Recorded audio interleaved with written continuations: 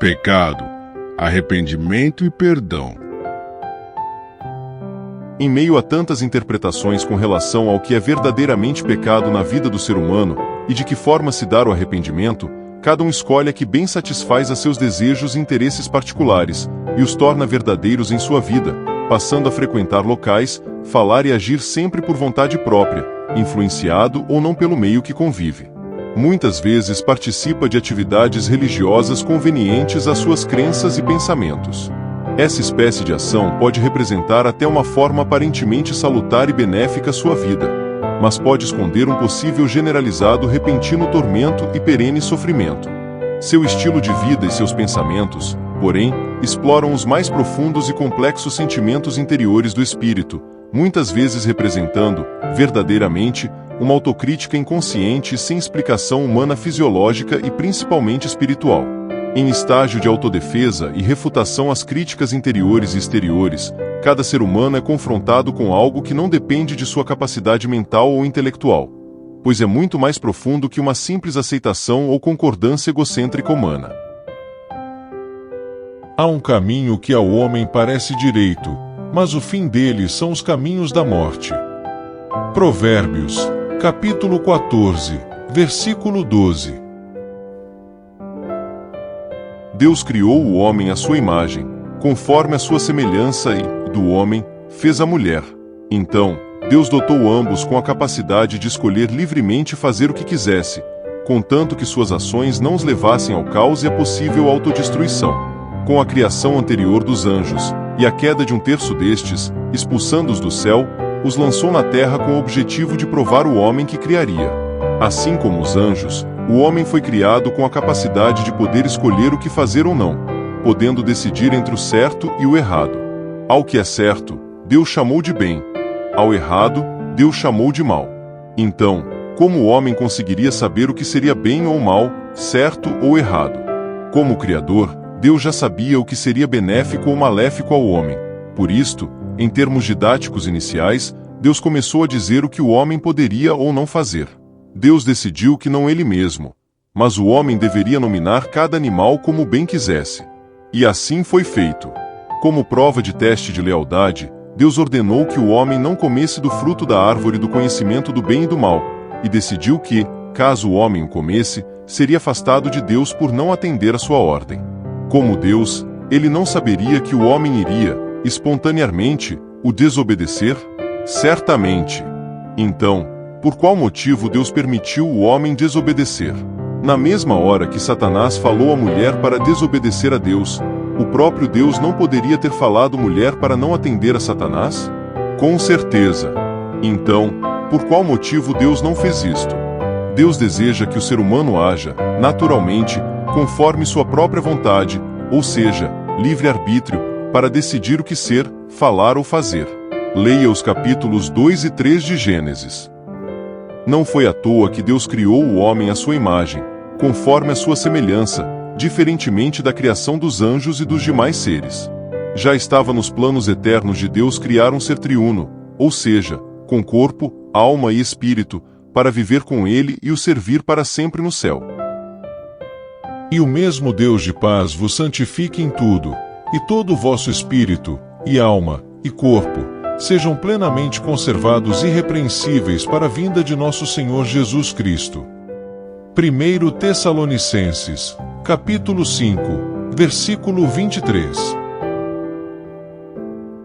Mas, ele não desejou ter consigo, eternamente, seres humanos que o servissem por obrigação ou programação prévia. Para isto, mesmo sabendo de antemão todos os que, durante toda a existência humana, não seriam capazes de atender seu plano de amor, permite que tudo aconteça espontaneamente para passar a eternidade, no céu, somente com quem atendeu verdadeiramente esse plano. Assim, Deus quer ter para si, eternamente, no céu, somente os seres humanos que o amam verdadeiramente e incondicionalmente. Como os que forem salvos podem saber o que faremos na eternidade, no céu? Nós, os salvos, só saberemos quando estivermos lá. Mas, como está escrito, as coisas que o olho não viu, e o ouvido não ouviu e não subiram ao coração do homem, são as que Deus preparou para os que o amam. 1 Coríntios, capítulo 2, versículo 9. Deus já sabia que o homem criado por ele com a capacidade total de escolher, ou seja, com livre-arbítrio, iria seguir a Satanás, como um terço dos anjos o fizeram. Como os anjos caídos serviam a Deus no céu, não há chance alguma de salvação para que sejam perdoados e voltem a gozar dos privilégios que receberam outrora de Deus, no céu, antes da queda. Para que este juízo não alcançasse também o homem, Deus decidiu colocar-nos na terra para que fôssemos peneirados como trigo e palha, a fim de somente o trigo poder ter o privilégio de viver, após a morte ou o arrebatamento, para sempre no céu com ele. Em sua mão tem a pá, e limpará a sua eira, e recolherá no celeiro o seu trigo, e queimará a palha com fogo que nunca se apagará. Mateus, capítulo 3, versículo 12. Neste caso, quem poderá, então, ir para o céu, visto que, conforme Deus e nossa visível e inquestionável vivência na terra demonstram, todos nós erramos. Antes, necessitamos saber o que é o bem e o que é o mal na concepção divina, e não nas interpretações humanas. Para isto, necessitamos consultar o único manual que Deus deixou para que o homem soubesse de toda sua vontade, qual seja, tão somente a Bíblia. Como consta no livro de Gênesis, nos capítulos 2 e 3, a primeira vez que o homem utilizou o livre-arbítrio de forma negativa foi quando comeu do fruto do conhecimento do bem e do mal que Deus ordenou para não comer, induzido pela mulher que, por sua vez, obedeceu a Satanás encarnada em uma serpente. A partir dali, o homem foi expulso do jardim do Éden e multiplicou suas maldades, obedecendo mais às tentações de Satanás e seus demônios que à vontade de Deus. Para que o homem não tivesse desculpa alguma e dizer-se desconhecedor da vontade soberana de Deus com relação ao que o homem poderia ou não fazer, ele mesmo instituiu suas leis e mandamentos, apenas para que o homem não tivesse desculpa alguma de praticar o que Deus não quisesse que praticasse. Por isso nenhuma carne será justificada diante dele pelas obras da lei, porque pela lei vem o conhecimento do pecado. Romanos, capítulo 3, versículo 20. Ainda que o homem não tivesse um registro divino sequer do que é certo ou errado, do que é bem ou mal, do que é permitido por Deus fazer ou não é permitido por Deus fazer, não teria desculpa alguma, pois em seu interior há capacidade criacional natural de autocrítica e conhecimento do que faz bem ou mal, do que é certo ou errado, do que é, na verdade, trevas e do que é luz.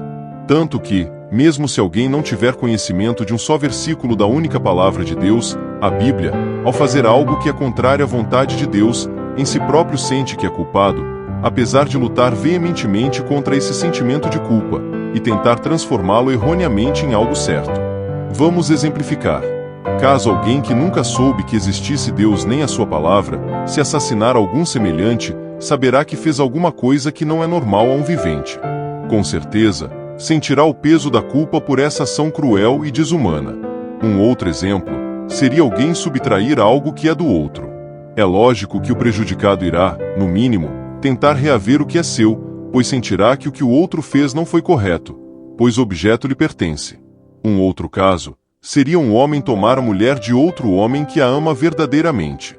Como o amor pessoal é, muitas vezes, algo incontrolável, é lógico e evidente que o traído não aceitará esse mal feito. Portanto, é muito evidente que Deus já colocou no homem o saber o que é certo ou errado. No caso do fruto da árvore do conhecimento do bem e do mal, foi necessário Deus alertar o homem que não poderia comer porque ele foi autorizado por Deus a comer dos frutos de todas as outras árvores que estavam no jardim do Éden. A árvore do conhecimento do bem e do mal foi, na verdade, a forma de Deus mostrar ao homem que ele é capaz de decidir qualquer questão, de vontade própria, sem a interferência divina. Agora, sabedor que o Criador, Deus, não permitiu comer do fruto da árvore do conhecimento do bem e do mal e o comer, inclusive ouvindo e atendendo à voz de Satanás, um anjo caído, além de ser um comportamento completamente tolo, é simplesmente provocador. Com este ato, o homem passou a saber que não tem desculpa alguma diante de Deus por não cumprir espontaneamente a sua vontade. Cada um tem o livre-arbítrio, ou seja, a capacidade natural de escolher e fazer o que quiser, mas terá que ser bastante corajoso ou tolo para assumir as consequências eternas por suas próprias ações. Infelizmente, por falta de fé, por sentir a necessidade de sempre precisar ver e experimentar o que lhe é oferecido como bem ou mal, estimulado pela profunda fraqueza espiritual manchada pela desobediência, o homem busca muitos subterfúgios pecaminosos. Vejamos agora alguns textos bíblicos que confirmam estas afirmações. Na verdade que não há homem justo sobre a terra, que faça o bem, e nunca peque. Eclesiastes, capítulo 7, versículo 20. Como está escrito, não há um justo, nem um sequer. Não há ninguém que entenda, não há ninguém que busque a Deus. Todos se extraviaram, e juntamente se fizeram inúteis. Não há quem faça o bem, não há nenhum só. Porque todos pecaram e destituídos estão da glória de Deus. Romanos, capítulo 3, versículos 10 a 12 e 23. Portanto, como por um homem entrou o pecado no mundo, e pelo pecado a morte, assim também a morte passou a todos os homens, por isso que todos pecaram. Romanos, capítulo 5, versículo 12. E não temais os que matam o corpo e não podem matar a alma. Temei antes aquele que pode fazer perecer no inferno a alma e o corpo. Mateus, capítulo 10, versículo 28. E a morte e o inferno foram lançados no lago de fogo. Esta é a segunda morte. E aquele que não foi achado escrito no livro da vida foi lançado no lago de fogo. Apocalipse, capítulo 20, versículos 14 e 15. Então dirá também aos que estiverem à sua esquerda: Apartai-vos de mim, malditos, para o fogo eterno, preparado para o diabo e seus anjos. Mateus, capítulo 25, versículo 41.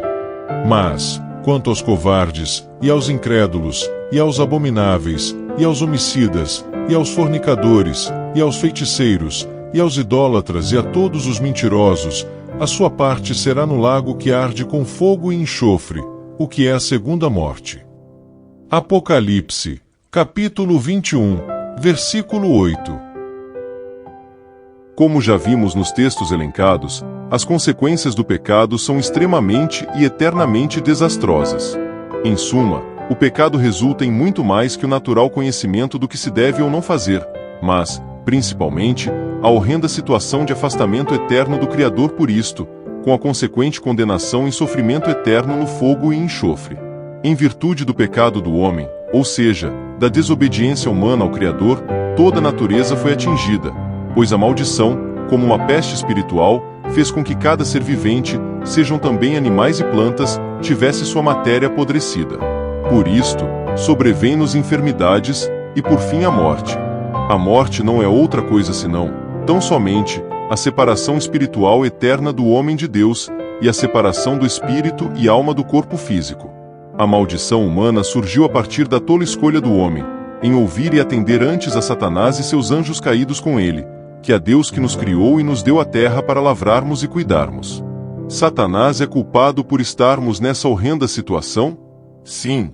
Mas o homem é muito mais culpado por sempre ouvir e atender às suas artimanhas que aos conselhos de Deus. Somos completamente responsáveis e culpados por nossas ações. Conforme os textos elencados, as consequências de condenação são irreversíveis e eternas, no lago de fogo e enxofre, que é a segunda morte. De acordo com Gênesis, capítulo 3, versículos 1 a 7, a negação inicial de Eva ao ser tentada por Satanás, com relação a não poder comer do fruto da árvore do conhecimento do bem e do mal, já comprova que ela já sabia o que era não. Em outras palavras, ela já sabia que havia coisas que não poderia fazer.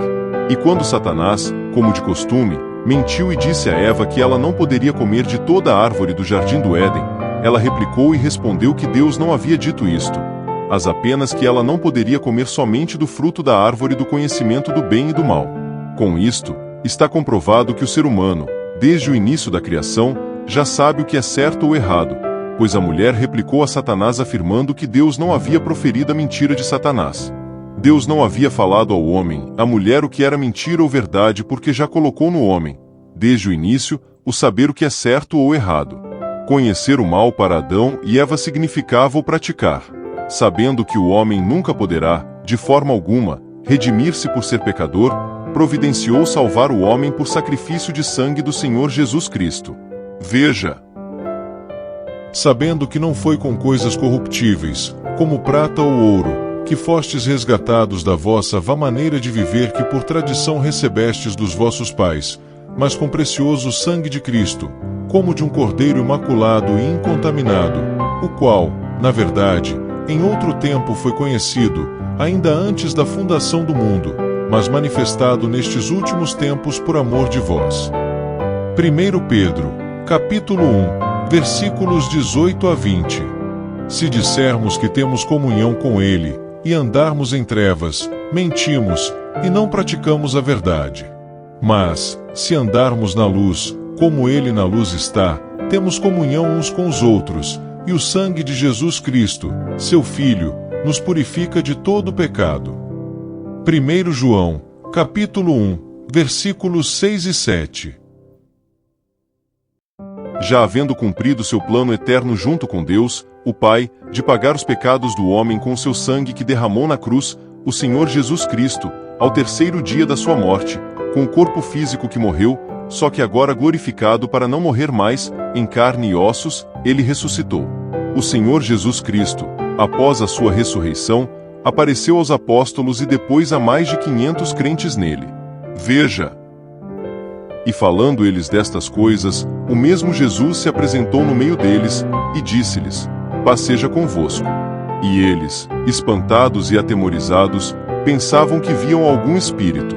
E ele lhes disse: Por que estáis perturbados, e por que sobem tais pensamentos aos vossos corações? Vede as minhas mãos e os meus pés, que sou eu mesmo. Apalpai-me e vede, pois um espírito não tem carne nem ossos, como vedes que eu tenho. Lucas, capítulo 24, versículos 36 a 39. Porque primeiramente vos entreguei o que também recebi, que Cristo morreu por nossos pecados, segundo as Escrituras, e que foi sepultado, e que ressuscitou ao terceiro dia, segundo as Escrituras. E que foi visto por Cefas, e depois pelos 12. Depois foi visto, uma vez, por mais de 500 irmãos, dos quais vive ainda a maior parte, mas alguns já dormem também. 1 Coríntios, capítulo 15, versículos 3 a 6. O que seria mais fácil? Descer de uma cruz ou sair vivo do túmulo? 3 dias morto? Com certeza, descer da cruz teria sido mais fácil. Mas por que ele não fez o mais fácil e fez o mais difícil? Porque se ele tivesse descido da cruz, o seu plano de salvação para o homem não teria sido cumprido com o derramamento do seu sangue na cruz como único pagamento por todos os nossos pecados e a sua morte. Ele teve que morrer por amor a mim e a você, por nossos pecados. Então, como todos os nossos pecados já estão pagos pelo sangue que o Senhor Jesus Cristo derramou na cruz, o homem não precisa fazer mais nada. Correto. O homem nem precisa fazer nem consegue fazer mais nada para obter a salvação da alma, o livramento da condenação eterna ao fogo do inferno, a não ser tão somente arrepender-se verdadeiramente dos pecados e converter-se somente ao Senhor Jesus Cristo. Nada mais que isto. Então, o que é arrependimento? Muitos entendem arrependimento como um simples reconhecimento de culpa. Na verdade, o reconhecimento de culpa é o passo principal para o arrependimento, mas não é arrependimento. O arrependimento sincero requer não voltar a praticar o mesmo erro. Vamos exemplificar em 2 grupos. O primeiro grupo é composto pela maioria.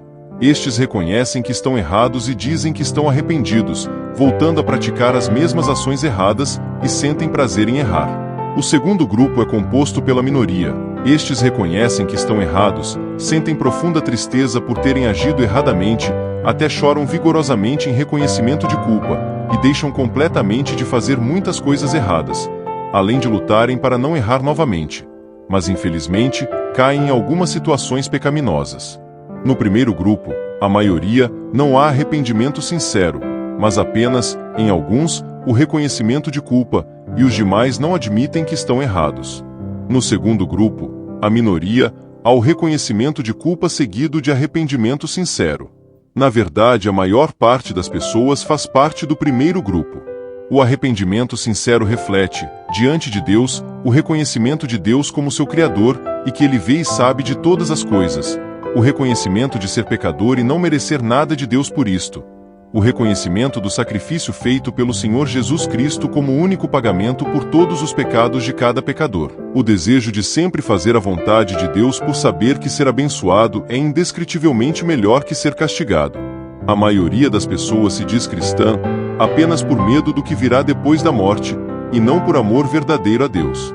Por isto mesmo, o Senhor Jesus Cristo afirmou em Mateus, capítulo 22, versículo 14, que muitos serão chamados, mas poucos escolhidos.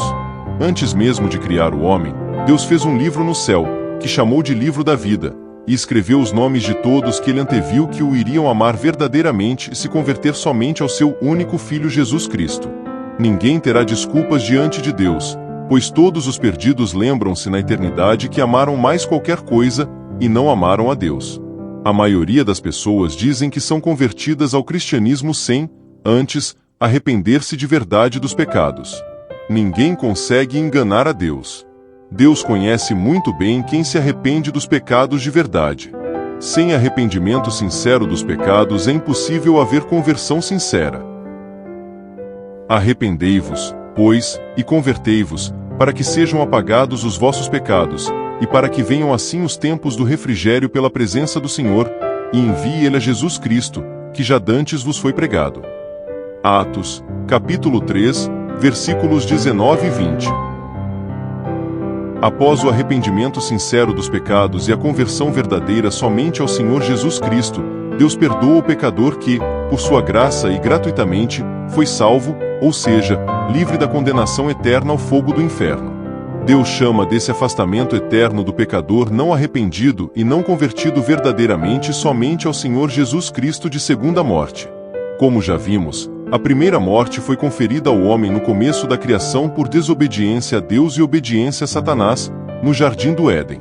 A segunda morte é o lançamento de todos os que estão no inferno de fogo eterno, que serão ressuscitados com corpo antigo e lançados no lago de fogo e enxofre.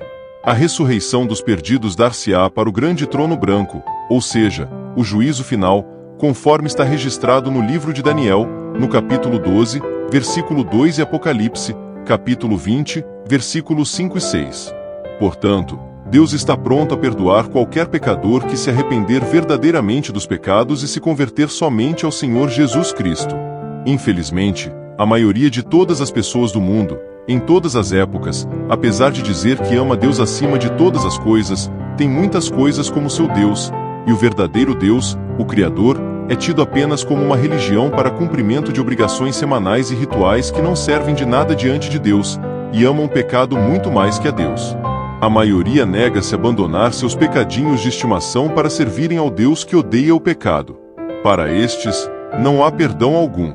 Para os demais, a minoria, Deus perdoa e esquece completamente de todos os pecados praticados. Como assim? Deus esquece completamente dos pecados dos seus servos? Mas, onde está dizendo isto na Bíblia? Vejamos. Porque serei misericordioso para com suas iniquidades, e de seus pecados e de suas iniquidades não me lembrarei mais. Hebreus, capítulo 8, versículo 12. E jamais me lembrarei de seus pecados e de suas iniquidades. Ora, onde há remissão destes, não há mais oblação pelo pecado. Hebreus, capítulo 10, versículos 17 e 18.